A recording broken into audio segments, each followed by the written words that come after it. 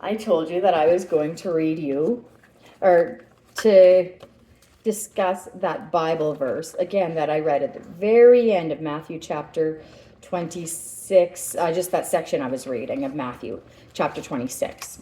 And challenge 66 that I love talking about because it was so much fun.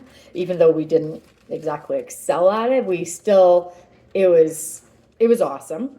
And so and for those of you that don't know what challenge 66 is, feel free to ask me and feel free to do it with the exact same. I can give you the exact same verses we used, or you can just come up with your own verses that you feel would be really pertinent to your family or your walk of life or whatever, just and things that will really maybe stick in your kids' heads or your head.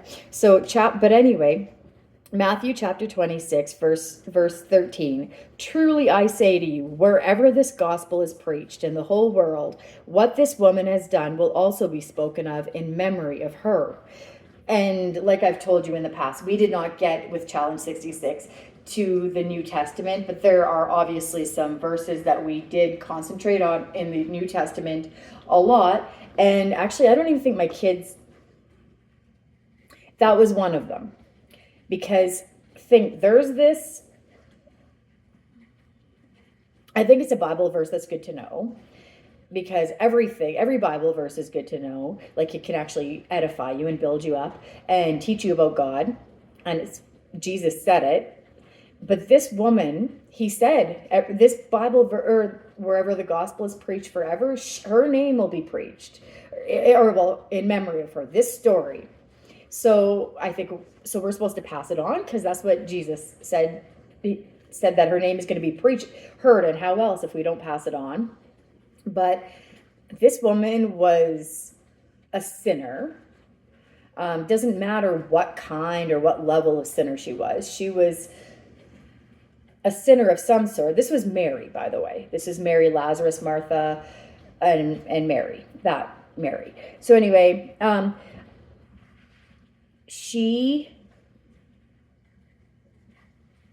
even if it hadn't been a big sin, just the fact she was born, she was a sinner, and she did this.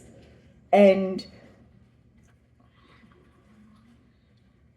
for all you imperfect people, for all me imperfect person here, this verse is really representative of us, and it can be representative of the heart Jesus wants us to have towards him, because it wasn't just that it was expensive perfume and he was happy with that.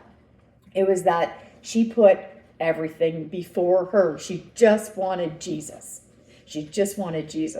So read in context, or even by itself, this verse is amazing, and it teaches you things. Just the simple fact he said, people will remember this woman. So Matthew chapter 26, verse 13. Truly I say to you, wherever this gospel is preached in the whole world, what this woman has done will also be spoken of in memory of her.